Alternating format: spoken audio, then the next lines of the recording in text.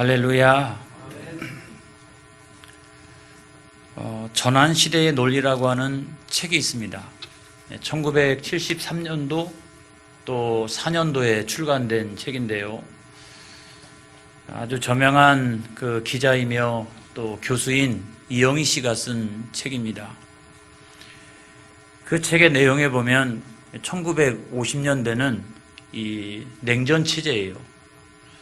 그로부터 한 20년이 경과돼서 1970년대에 국제 정세가 굉장히 많이 이렇게 달라지고 있는데, 여전히 한국 사회는 냉전 체제 또는 냉전의 논리, 이런 것들이 온 사회를 다 지배하고 있었어요. 그런 때에 인식의 전환이 필요하다. 그래서 쓴 책이 이 전환시대의 논리예요. 거기에 보면 새롭게 부상하고 있는 사회주의, 중국을 어떻게 볼 것이냐. 1973년도예요. 또 다시 재무장에서 국제 무대에 등장하고 있는 저 일본, 저 제국주의를 어떻게 볼 것이냐. 한미일 그 안보 체제를 어떻게 볼 것이냐. 그리고 세계 최고의 나라라고 이야기하는 그 무력을 가지고 있는 미국과 맞짱을 떠서 전쟁에서 승리한 베트남 전쟁을 어떻게 볼 것이냐. 이런 여러 주제를 가지고 우리에게 인식의 전환을 가져온 그런 책이었습니다. 이 책의 핵심은 뭡니까? 시대가 전환되어지면 인식도 전환되어져야 된다. 논리도 달라져야 된다. 그런 어떤 지식인들의 고뇌를 담고 있는 내용이에요. 저는 마찬가지로 전환시대를 살아가고 있는 우리의 신앙적인 태도, 이것도 달라져야 된다. 이게 달라져도 많이 달라져야 된다 하는 생각을 갖고 있어요. 가장 대표적인 경우는 이런 거죠. 아직도 우리 믿는 사람들이 냉전 체제를 살아가고 있어요. 냉전의 논리를 가지고 있어요. 그래서 믿는 사람들도 극우가 있어요. 극좌도 있고요. 그리고 그것이 점점 신념화되어지고, 그것이 신앙화되어지고, 그것이 우상화되어지고. 그래서 우리의 마땅한 신앙적인 태도는 뭐냐? 그거는 오직 예수인데, 할렐루야. 오직 예수님만이 길이요 진리요 생명이신데, 그거는 그냥 껍데기고, 사실은 실질적인 당신은 무엇을 섬기고 있느냐, 무엇을 믿고 있느냐라고 하면 그런 이념을 신앙화하고 또 이념을 우상화하는 그런 경우가 굉장히 많이 있죠. 뿐만 아니라 1960년대, 70년대를 겪으면서, 저도 60년대에 태어났습니다마는 얼마나 가난했습니까? 춥고 배고프고 그런 시절이었죠. 그런 시절에 교회가 이렇게 세워지다 보니까 이 한국 사회의 그런 영향이 교회 안에 들어오기 시작을 했어요. 나만 잘 되면 된다. 나만 성공하면 된다. 또는 나만 승리하면 된다. 그런 어떤 이기주의나 개인주의가 교회 안에 들어오기 시작을 했어요. 그래서 이 두 가지가 한꺼번에 만나가지고 오늘날 우리가 아주 이상하게 생각하는 괴물의 모습이 우리 안에 생기기 시작을 했습니다. 시대가 굉장히 달라졌는데도, 그럼에도 불구하고 우리 안에 목사인 제가 봐도 괴물이 있어요. 괴물이. 이 두 가지로 똘똘 뭉쳐져 있는 아주 이기적이면서도 그 이념을 신앙화하는 이런 사람들이 우리 교회 안에, 한국 교회 안에 있는 것을 우리가 보게 돼요. 요즘에 개신교가 대사회적으로 미안합니다, 죄송합니다, 이런 운동을 하는 이유가 저는 거기 있다고 생각을 해요. 우리가 우리 스스로의 모습을 생각해봐도 너무 부끄러워요. 그렇죠? 창피해요. 그렇죠? 창피해요.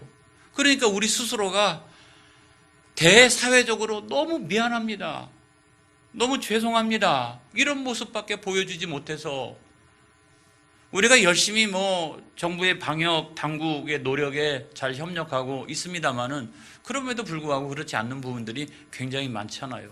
그래서 미안합니다. 죄송합니다. 우리가 그렇게 하는 이유가 거기 있다는 거예요. 핵심은 뭡니까? 이런 시대가 달라지면 우리의 신앙적인 태도도 달라져야 된다는 거예요.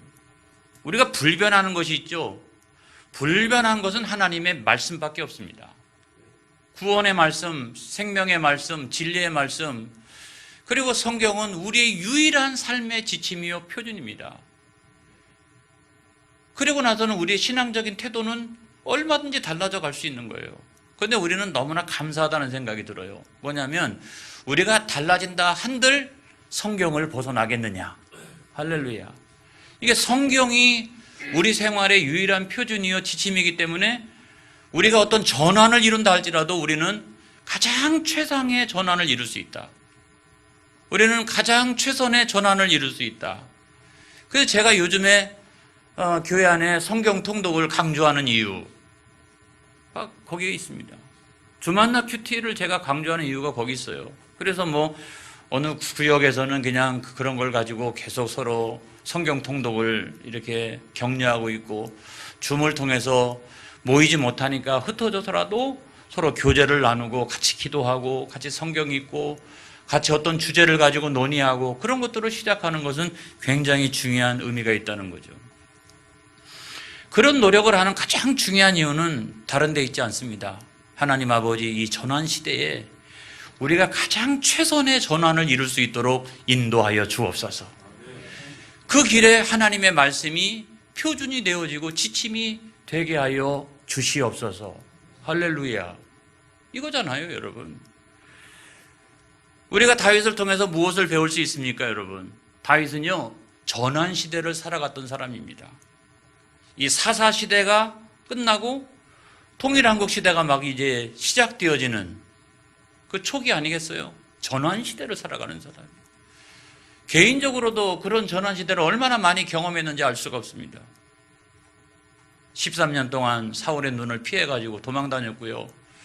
유다에서 왕이 되었지만 7년 6개월 동안이나 통일전쟁, 통일을 위해서 노력을 했잖아요. 그러고 난 다음에도 2번씩이나 반역사건을 경험하고 블레셋과의 끊이지 않는 전쟁, 나중에는 블레셋의 거인족들과 4번에 걸친 그런 전쟁을 수행하고 난 다음에 비로소 승전가를 불렀어요. 저는 그것을 보면서 지도자는 고비를 넘을 줄 알아야 된다. 왕은 고비를 넘을 줄 알아야 된다. 우리가 어떤 일에 책임을 맡고 있는 사람은 고비를 넘을 줄 알아야 된다. 13년 동안 도망치면서 얼마나 힘들었겠어요.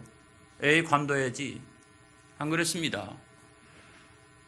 통일전쟁 할 때도 마찬가지고요. 자식이 반역을 일으켰을 때도 마찬가지였습니다. 세바가 또 반역을 일으켰어요. 끊이지 않는 블레셋과의 전쟁. 그러고 난 다음에 비로소 다윗은 승전가를 불렀다는 거예요. 사랑하는 성도 여러분, 교회 안팎으로 환란이 많은 시대입니다. 우리가 이 고비를 잘 넘을 수 있기를 주님의 이름으로 축복합니다. 주님의 이름으로 축복합니다. 할렐루야. 근데 어떻게 다윗이 그와 같은 고비를 넘어서 승전가를 부를 수 있었을까? 여러분, 다른 게 아니에요. 결국 하나님께서 주신 2가지 특권이 있었죠. 하나는 말씀이에요. 말씀. 시편에 보면 다윗이 얼마나 말씀을 많이 묵상합니까? 그죠? 그가 시를 적고 그 다음에 기도를 할 때에도 그 안에 하나님의 말씀이 있어요. 그리고 2번째로는 기도했다는 거예요. 기도했다. 동굴 속에 들어가서 말씀을 묵상하고 기도하고, 어떤 때는 다 물러가 있어 이러면서 성막에 홀로 들어가서 하나님을 대면하여 밤새도록 하나님 말씀을 듣고 하나님 말씀을 묵상하고 어떻게 이것을 나라와 민족에 적용할지를 고민하고 어려운 문제를 만날 때마다 부르짖어서 하나님 앞에 기도했던 주의 거룩한 종이 다윗이었다는 거죠. 다른 걸 가지고 승리한 것이 결코 아니었다는 거예요. 그래서 그렇게 하나님을 대면하고 밤새도록 대면하고 난 그 다음날 아침 새벽, 아주 시퍼런 새벽, 그 새벽에 동굴에서 쫙 나와가지고 또는 성막에서 문을 탁 열고 나와가지고 맞이하는 그 시퍼런 새벽. 그런데 하나님을 만나고 나온 그 새벽은 어젯밤과 달랐어요. 얼마나 아름다운지 알 수가 없어요. 우주 만물에 하나님의 아름다움이 충만하고 하나님의 어떤 신비한 경륜이 충만하고 모든 피조물들이 하나님의 이름을 높여드리는 것 같아요. 새들도 마찬가지고 밤하늘도 마찬가지고, 그리고 온 우주 만물에 하나님의 영광이 가득 차 있는 것을 느꼈어요. 할렐루야. 여러분들이 어떤 시련과 역경과 환난을 당한다 할지라도 우리가 분명한 사실은 뭐냐고 하면 이 우주 만물 가운데 여전히 하나님의 이름이 높아지고 하나님의 영광이 충만하게 채워져 있다는 사실을 잊지 않기를 바랍니다. 거짓이 승리할 수 없어요. 진리가 반드시 승리하도록 되어져 있습니다. 그 이유는 뭐냐면 이 우주 만물 가운데 하나님의 영광이 가득 차 있기 때문에 그렇다는 거예요. 여러분, 은혜를 아는 사람은 제가 무슨 얘기를 하고 있는지를 금방 압니다. 은혜 받고 난 다음 그 새벽 또는 그 저녁, 그 시간 이후로 그 전과 이후가 얼마나 많이 달라지는지, 눈에 보이는 것이 다 달라지고 만나는 사람들도 다 달라 보이고, 은혜 받은 사람 아니겠어요? 그 은혜를 다윗은 계속적으로 받으면서 신앙적인 태도가 달라졌어요. 그 은혜를 받을 때마다 신앙적인 태도와 자세가 달라지기 시작했습니다. 그 첫 번째가 뭐냐? 모든 문제의 원인을 자신에게서 찾기 시작했어요. 자, 찾기에 성공했다는 거예요. 찾기에 성공했다. 모든 문제의 가장 근본적인 원인은 우리 자기 자신에게 있다라고 하는 얘기예요. 여러분, 오늘 성경 말씀에 4절에 보면 사람이 무엇이기에 주께서 그를 생각하시며 인자가 무엇이기에 주께서 그를 돌보시나이까. 사람이 무엇이기에, 사람이 죄인이죠.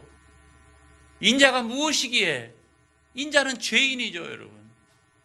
그래서 자기 아들 암논이 다말을 성폭행했을 때, 그 다음에 그거 복수한다고 그래서 압살롬이 그 암논을 죽이고 살인죄를 저질렀을 때, 그때 참 이해가 안 가는 부분이 있어요. 불같이 화를 내죠. 안 그렇겠어요? 자식들 사이에서 일어난 일이니까 불같이 화를 내면서도 그 문제를 해결하는 태도가 굉장히 미온적이에요. 안 그렇습니까? 당장 붙들어다가 이렇게 막 주리를 틀고 막 사형을 하고 말이죠. 그렇게 한 게 아니라 그 문제를 처리해 나가는 태도가 굉장히 미온적이라고요. 왜 그랬을까요? 자기도 간음죄와 살인죄를 저지른 전력이 있기 때문에 자식들이 어쩌면 그렇게 나를 닮았냐, 어쩌면 그렇게 나를 닮았냐, 그러니까 내가 자식들에게 그 세게 나무랄 수가 없었던 거죠. 그런 어떤 그 다윗의 고민이 있었던 거예요. 죄의식이 있었던 것입니다. 그 다음에 압살롬을 피해가지고 도망갈 때 거기에 그 시므이라고 하는 사람이 나타나가지고 자기가 베냐민 지파요 사울의 친족이라고 하는 이유로 돌을 던지고 막 욕지거리를 하고 이럴 때 그 옆에 있던 자기의 부하 장수가 가서 제가 죽이겠습니다. 그렇게 했더니 그걸 만류하면서 뭐라고 말합니까? 이거 하나님의 심판이야. 내가 예전에 간음죄를 저지르고 살인죄를 저질러서 우리 자식들이 반란을 일으키고 반역을 했는데 이거 다 내 죄 때문에 그래. 그러면서 자기에게서 그 원인을 찾기 시작을 했다는 거예요. 내버려둬. 이거 하나님의 심판이야. 그 다음에 여러분, 병들었을 때도 마찬가지였어요. 얼굴이 헬쓱해지고 뼈가 떨리고 영혼이 떨렸도다 그랬어요. 뼈가 떨리는 것까지는 이해가 되는데 영혼이 떨렸대요. 심적인 고통이 큰 거야. 그런 일을 겪을 때마다 심적인 고통이 컸던 거예요. 근데 그 심적인 고통의 근원은 뭐냐? 근원은 뭐냐? 그거는 자기 안에 가지고 있었던 죄의식이었던 거예요. 자기가 예전에 저질렀던 그 죄의식이었던 거예요. 그래서 내가 이것 때문에 이 심적인 고통도 받고 내 뼈가 떨리는도다 라고 그는 생각을 했던 것입니다. 그래서 어떻게 했어요? 밤새도록 통회하고 그 침상을 다 적실 만큼 회개하고 눈물로 지새운 밤이 굉장히 많이 있었다는 거예요. 어느 한순간만이 아니라 그런 일을 겪을 때마다 그런 죄의식을 다 가지고 있었다는 거예요. 자기에게서 원인을 찾았던 거예요. 자기에게서. 그런 눈물의 회개가 다윗의 인생을 전환시킨 거예요. 그런 눈물의 회개가 다윗의 인생을 멋있게 나중에는 모든 왕의 모범으로 변화될 때 이 눈물의 회개가 굉장히 중요했다는 거예요. 여러분, 지금 우리가 코로나19 상황을 맞이하고 있습니다만은 이 원인을 우리가 다른 데 돌리면 문제를 해결할 수가 없어요. 지금이 뭐 창조절 아닙니까? 기후변화 왜 일어났느냐? 당연하죠. 지구온난화 때문에 그랬죠. 지구온난화 왜 일어났느냐? 우리가 편리하게 살기 위해서 화석 연료를 너무 많이 뗐죠. 그러니까 지구의 온도가 올라가게 됐죠. 그래서 우리는 편리해졌는데 그만큼 자연을 파괴했잖아요. 그만큼 지하 자원도 파괴하고 눈에 보이는 수많은 자원들도 파괴하고 그러다 보니까 동물들과 식물들이 살아갈 곳이 없는 거죠. 바다에는 우리가 만들어 놓은 생활 쓰레기가 섬을 이루고 말이죠. 한 나라를 세워도 될 만큼 엄청난 규모의 그런 생활 쓰레기 섬들이 여기저기에 남태평양에 쫙 동식물들이 말이죠. 그것 때문에 얼마나 많은 탄식을 하고 있는지 알 수가 없잖아요. 그런 상황 가운데 코로나19가 발생을 한 거예요. 우리가 주범입니다, 여러분. 우리가 주범이에요. 하나님의 심판, 하나님의 경고, 그것보다 훨씬 더 중요한 것은 뭐냐면 우리의 죄 때문에 우리가 주범이라는 사실이에요. 이거를 인식하고 각성할 때 사회적인 전환이 가능해요. 그런데 이것은 다른 데다 우리가 원인은 돌리는 그 순간에 우리는 이 문제를 해결할 수가 없어요. 내가 이 모든 문제의 주범입니다. 그런 사회적인 인식이 우리 가운데 있어야 되고 사회적인 어떤 전환이 있어져야 된다는 거예요. 여러분, 그 상담 심리학 그 세미나 가운데 이런 거 있죠. 내 안에 울고 있는 어린아이가 있어요. 우리 안에 울고 있는 어린아이가 있어요. 이거는 내가 어른이 되었지만 어렸을 때 성장 과정에서 부모가 나한테 미친 심리학적인 영향이 크다는 거죠. 그 심리학적인 영향이 크다. 그래서 부모가 신앙생활을 잘해야 되는 이유가 거기 있습니다, 여러분. 자녀가 왜 저래? 이것도 있지만 어렸을 때 그 부모가 자녀들에게 미친 심리학적인 영향이 있다고요. 그래서 어른이 되어서도 그 안에 있는 어린아이는 아직도 울고 있다는 얘기 아니겠습니까? 아직도? 이거를 극복하면 안정적인 어떤 그런 성장을 계속 해나갈 수 있고 훌륭한 사람이 되어질 수 있지만 그 문제를 극복하지 못하면 굉장히 왜곡된 모습으로 나중에 어른이 되어서도 나타날 수가 있다는 거죠. 어른인데 왜 저 사람은 저렇게 행동하지? 왜 어린아이처럼 행동하지? 그 이유가 다른 게 아니에요. 그것을 극복하지 못했기 때문에 그런 거예요. 그래서 여러분, 모든 문제는 다른 데서 찾을 것이 아니라 우리 안에서 찾는 그런 성숙함이 있기를 바랍니다. 할렐루야. 나에게서 찾는 그런 성숙함이 있기를 바랍니다. 두 번째는 모든 원수들을 하나님께 맡겼다는 거예요. 맡기기에 성공했다는 거예요. 맡기기에. 자, 2절의 말씀 한번 보겠습니다. 2절의 말씀. 주의 대적으로 말미암아 어린 아이들과 젖먹이들의 입으로 권능을 세우시며 이는 원수들과 보복자들을 잠잠하게 하려 하심이니이다 라고 이야기를 했죠. 물론 원수 마귀가 일어났을 때 다윗은 어떻게 했습니까? 요압 장군이라든지 아비새 장군이라든지 이런 장군들을 출동시켜가지고 사태를 진압하고 그렇게 했습니다. 왕이니까, 지도자니까 당연히 국가 기본 질서를 확립하고 국가의 어떤 이런 것들을 이제 온전케 하기 위해서 그와 같은 노력들을 하는 것이 당연하죠. 그런데 그러면서도 원수 마귀를 대하는 이 다윗의 기본적인 태도는 뭐냐?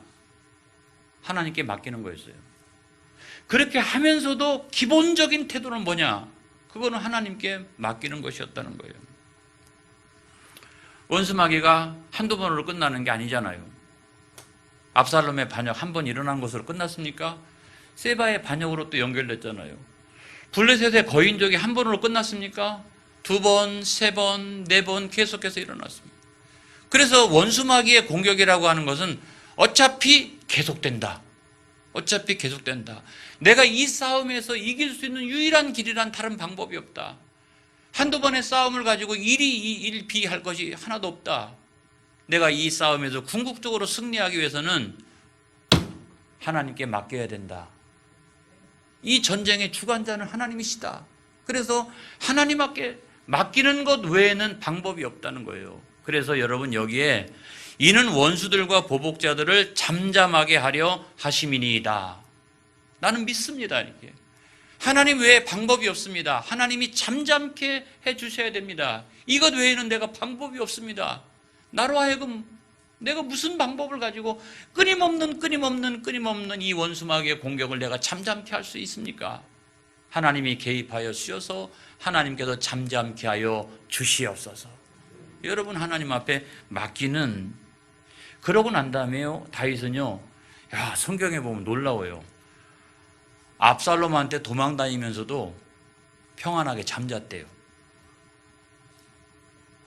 그리고요, 사울왕한테 도망 다니는 13년의 기간 동안에도 이 시편에 여기저기 보면 이 평안의 잠에 대한 이 표현이 굉장히 많이 나와 있습니다.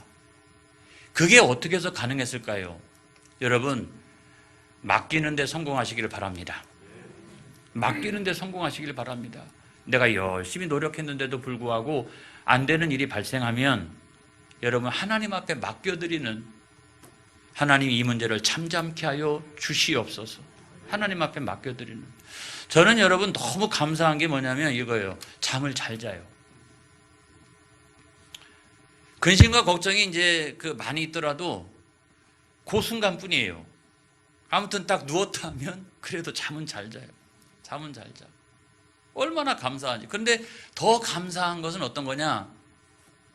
그렇게 자고 나면 그 다음날 아침에 딱 일어났을 때 제가 전날에 걱정하고 근심했던 것이 그 분량이 3분의 1이나 4분의 1로 줄어들어요. 그리고 상황을 냉정하게 보기 시작합니다. 그리고 팩트가 무엇인가를 살피기 시작하고 대책을 세울 수 있어요. 그때마다 이렇게 새벽 기도회를 하고 아무튼 잠자고 일어나면, 그래서 얼마나 감사한지. 그래서 하나님이 잠을 자고 있는 동안에 나를 만져주시는구나, 이렇게 나를 만져주시는구나. 그런데 더 감사한 것은 시편 127편 2절에 있는 말씀에 보면 여호와께서 사랑하시는 자에게 잠을 주시는도다, 이런 말씀이 있잖아요. 하나님이 나를 사랑하시고 있구나. 그래서 웬만한 일이면 불철주의하지 않습니다. 일단 잠부터 자고 아침에 일어나서 다시 생각해보고 대처를 연구해보고 이렇게 하는 거지, 밤새도록 불철주야 제가 그렇게 하질 않아요. 여러분 감사하죠? 부럽죠? 여러분도 똑같이 되어지기를 바랍니다. 성도들은 목사를 닮는 거예요.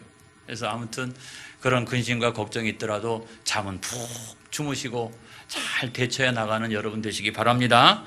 그 다음에 마지막 세 번째는 뭐냐면 하나님 나라를 위해서 살아갔다는 거예요. 살아가기에 성공했다는 거예요. 살아가기에. 자, 1절의 말씀에도 여호와 우리 주여, 주의 이름이 온 땅에 어찌 그리 아름다운지요, 주의 영광이 하늘에 덮었나이다 그랬죠. 9절의 말씀에도 여호와 우리 주여, 주의 이름이 온 땅에 어찌 그리 아름다운지요 그랬어요.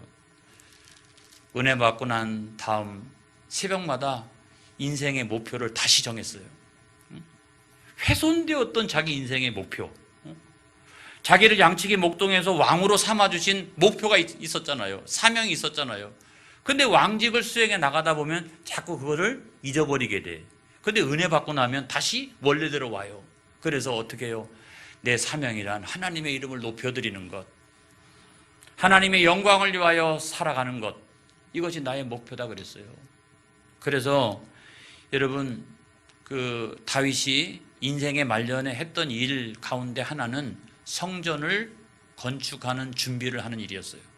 우리가 사무엘하를 보게 되면 이게 다윗의 말년이 이렇게 나오죠. 다윗이 승전가를 부르고 다윗이 유언하고 인구조사. 인구조사 하는 것으로 끝이 나요. 근데 역대상에 보게 되면 그 인구조사를 하고 난 다음에 뭘 하느냐? 죽을 때까지 성전 건축을 준비합니다. 이 성전이라고 하는 것은 뭐예요? 하나님께서 임재하시는 하나님의 집 아닙니까? 그리고 세상적으로는 뭡니까? 하나님의 나라와 신정국가 건설의 중심 아니겠어요? 이게 중심. 이거를, 이 토대를 내가 지금 건축하고 있는 거잖아요. 그것에 자기의 전 인생을 바친 사람이 누구다? 다윗이다. 다윗은 그렇게 살아갔다는 거예요. 여러분, 오늘날도 우리는 성전 건축을 잘 해야 됩니다. 성전은 두 가지가 있는데 하나는 눈에 보이는 성전이요, 또 하나는 눈에 보이지 않는 성전인데, 눈에 보이는 성전은 지금 여러분들의 모임이고, 눈에 보이지 않는 성전은 여러분 한 사람 한 사람의 심령입니다. 이 성전 건축을 우리가 잘 해야 돼요. 지금이 위기가 될 수도 있고 지금이 기회가 되어질 수 있습니다. 지금이 위기가 되어지는 것은 어떤 거냐? 모이는 성전에 우리가 모이기도 어려운데, 그런데 문제는 뭐예요? 이 개인적인 성전도 다 무너져 내려가는 거예요. 이 심령의 성전, 눈에 보이지 않는 성전도 무너져요. 이거는 바로 위기예요. 근데 기회는 뭐냐? 모이는 성전, 눈에 보이는 성전에 우리가 모이지 못한다 할지라도 눈에 보이지 않는 성전, 우리 안에 있는 심령의 성전이 무너지지 아니하면 그것은 곧 기회인 것입니다. 할렐루야. 그런 교회가요, 이 시대가 지나고 난 다음에, 이 시대가 전환되어지고 난 다음에 어떤 교회가 영적 리더로서 한국 교회를 이끌어 나갈 거냐? 가정이 무너지지 아니하고 심령이 무너지지 아니하고 그런 교회가 이 시대를 이끌어 나갈 거예요. 우리 교회가 그런 교회가 되어지기를 축복합니다. 축복합니다. 알곡과 가라지가 어떻게 나뉘느냐? 이 눈에 보이는 성전과 눈에 보이지 않는 성전이 일치하면 그 사람은 알곡될 가능성이 큽니다. 어떤 사람이 가라지가 될 가능성이 크냐? 이 눈에 보이지 않는 성전과 눈에 보이는 성전의 불일치가 일어날 때 그 사람은 가라지가 될 가능성이 커요. 여러분 안에 성전 건축, 여기서 승리하시기를 주님의 이름으로 축원합니다. 할렐루야. 그래서 우리는 단순히 종교인이 되면 안 돼요. 우리는 주님의 제자가 되어지기를 축복합니다. 할렐루야. 그래서 이런 시대적인 어떤 전환의 시대에 저와 여러분들의 신앙적인 태도가 다윗을 닮아가기를 주님의 이름으로 축원합니다. 축원합니다. 기도하겠습니다.